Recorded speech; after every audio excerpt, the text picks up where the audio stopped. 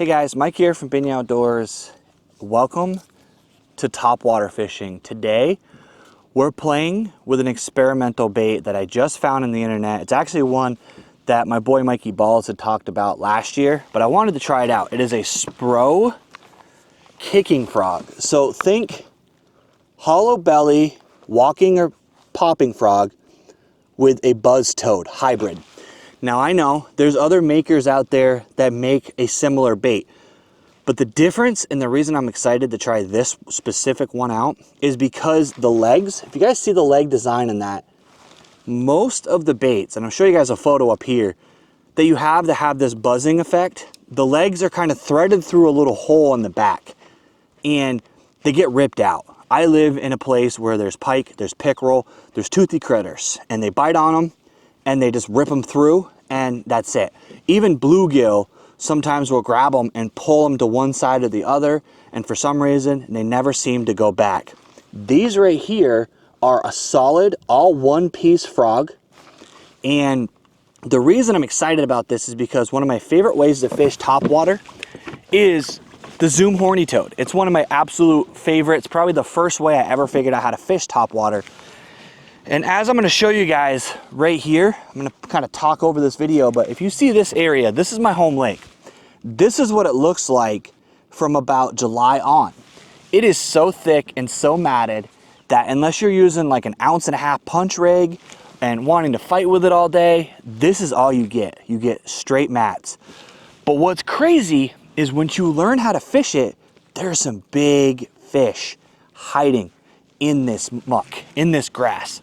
So how do you get to them? Well, the cool thing is this bait right here is weedless because it's a frog and the way the hooks are. It floats, it has a kicking action. So the cool thing about this bait is you get to just cast it right up on top of all that stuff, reel it slowly across the top, and what that does is it gives you the ability to fish stuff that you really never had the opportunity to fish before. The other benefit of this bait is that because it is a buzzing toad, you can fish in open water as well. You're gonna get that kicking action, you're gonna get that ripple, that noise, kind of like think whopper plopper or buzz bait. It's the same idea, but it floats. So again, you can do it multiple ways. You can cast it out, you can burn it back, you can work it slowly, you could essentially walk it if you just pump that reel a little bit, and it's just gonna kind of swim around. And I really think that this is gonna be the ultimate hybrid for my topwater fishing because of where I fish with heavy grass. So that's what we're doing today, guys. We're trying this bait out and some other little baits I ordered on Tackle Warehouse. I guess today is an experiment. Let's see if we can catch some fish.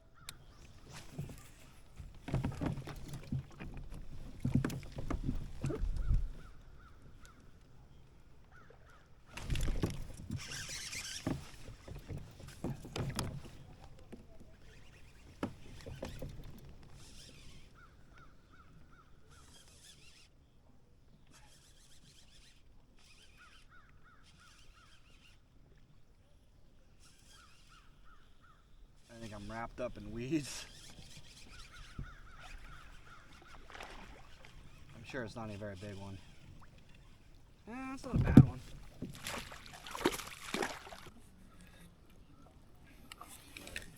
Well, those hooks hold good, guys.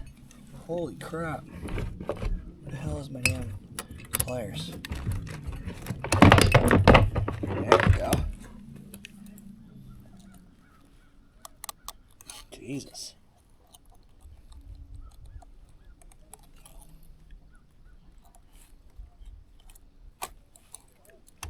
There you go, guys. Not a monster, but definitely a frog eater. Check that fish out.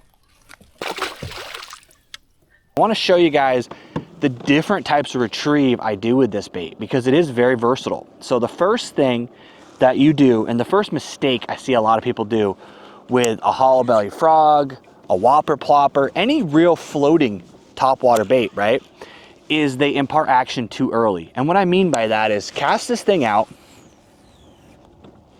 leave it there, wait till all the rings disappear before you move that bait. And there's a reason for that. That bait just hit the water, which caused a shock wave, it caused sound, it caused motion. If there was any fish in the area, they're curious, they're gonna investigate. If you immediately start retrieving that, the combination of the bait hitting and the movement will sometimes scare the fish away. But if you just leave it there and they see a floating frog, a floating chopo, whatever type of bait you're using, they just see it sitting there innocently floating, they might smash it without you having to do nothing. And I've had that so many times where I've casted a bait out, tried to adjust my boat so I didn't get hung up in the weeds, and all of a sudden, splash, fish comes up and just inhales it. So that's the first thing. Don't just immediately start retrieving. There is some situations where you want to do that, but most of the time, I recommend just letting everything settle before you start retrieving. The first thing with a buzzing toad is you can do many different speeds of retrieve. I like to start out slow. I want to make that thing so easy to track down and find. And the reason for that is because a lot of the times with topwater, and probably the most frustrating and sometimes exhilarating part of topwater, is those fish miss it. They misjudge where it is, they don't have a good perception of where that bait is actually coming from, and they don't know how to attack it, and they come out of the water before, after, and completely miss it.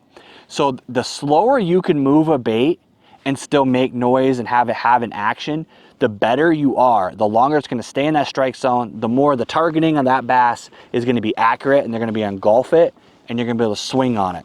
Now, that being said, the actual act of hooking a fish on a topwater floating bait like this is an art form. You have to hesitate. You have to wait.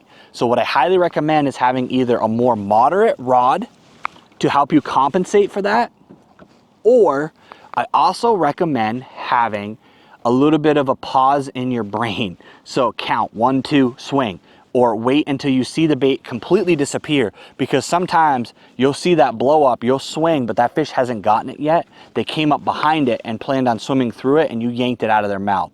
So that's another little detail you want to be aware of, guys, is don't necessarily immediately swing like you would with any other style bait, because you got to let them eat it before you'll be able to get that hook set. Otherwise, you'll send it flying back at you.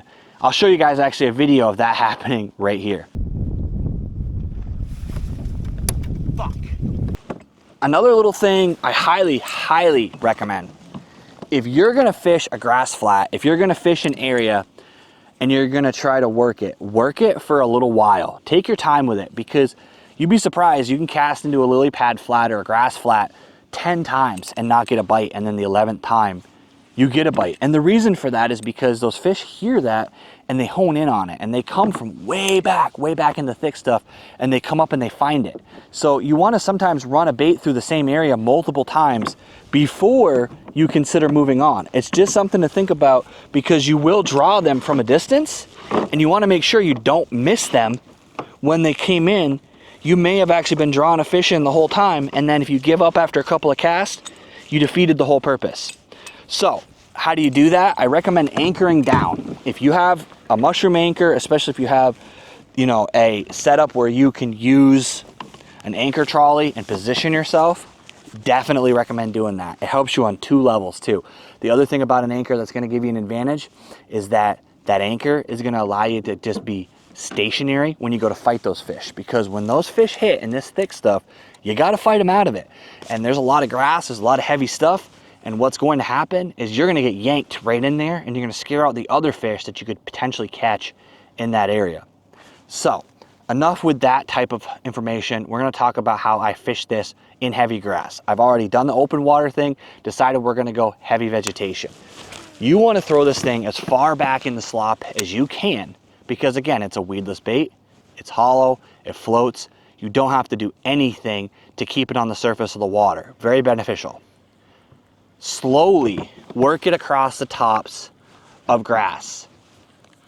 If you find that you're fishing super thick, heavy vegetation, right? So thick that your bait isn't even basically touching the water in any way, that's actually a good thing. But what you want to do is, I tend to reel a little bit faster over the thick stuff, and you'll find that there'll be holes, there'll be pockets, there'll be little openings. In those areas, pause your bait for a second. So you bring it across that heavier stuff, like I'm going to show you right now. I'm in a little bit heavier stuff right there, kind of burning it, kind of making it plinko and bounce around, drawing attention. And then it's about to come up on a little hole, right? Stop. Leave it there. then start again. Because if those fish, again, are tracking that movement of that grass above their heads, if they're seeing all that stuff bounce around, and then all of a sudden this thing just appears in this little opening, they're gonna come up and they're gonna smash it. So that's another little trick, is find those little holes. Another key to topwater fishing, has nothing to do with topwater fishing at all, but it's a very good idea to have.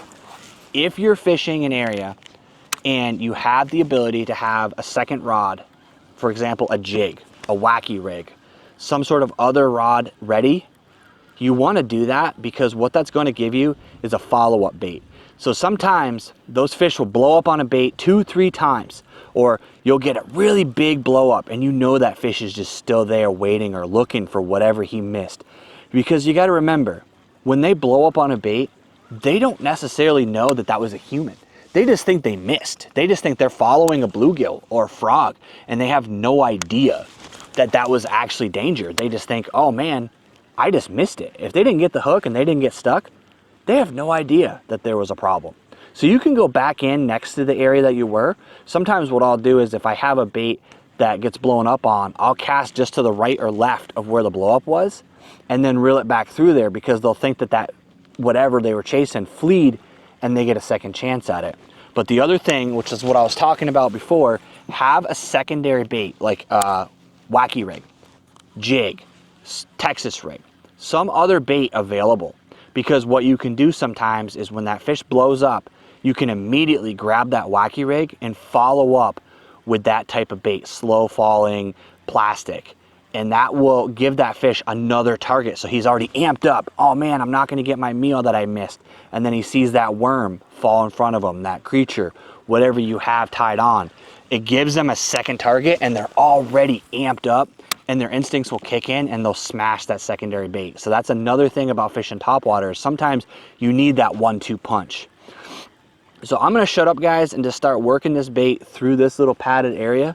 But I just wanted to give you guys some of the information as I go along. I want to talk about how to fish these baits, because too many people talk about what baits to use, but never really show you all the little ins and outs. And I kind of wanted to give you guys that information. 3 hours later.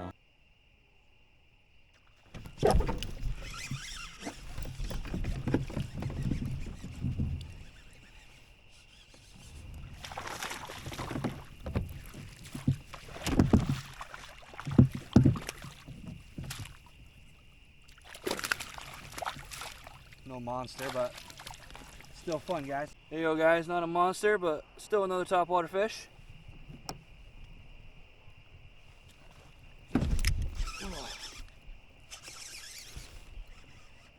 God, I love nighttime fishing. Hey, little guy. Oh, he got off. That's okay. Still fun, right? All right, guys, not sure how creepy I look, or if you can even see me at all, because I can't see you with the flashlight, but had a pretty good day on the water. That Spro frog is now my official favorite topwater bait. Hands down, that thing got smashed multiple times, multiple blow-ups, just needed the right conditions, which apparently was pitch black. So I'm gonna end the video right here. I gotta get to shore because it is dark and I need to get out of here for safety reasons, and ultimately just because I need to get home and eat dinner. But I want to thank you guys for coming along with me. If you haven't already, hit that like, hit that subscribe, and as always, let's get out there, catch more fish.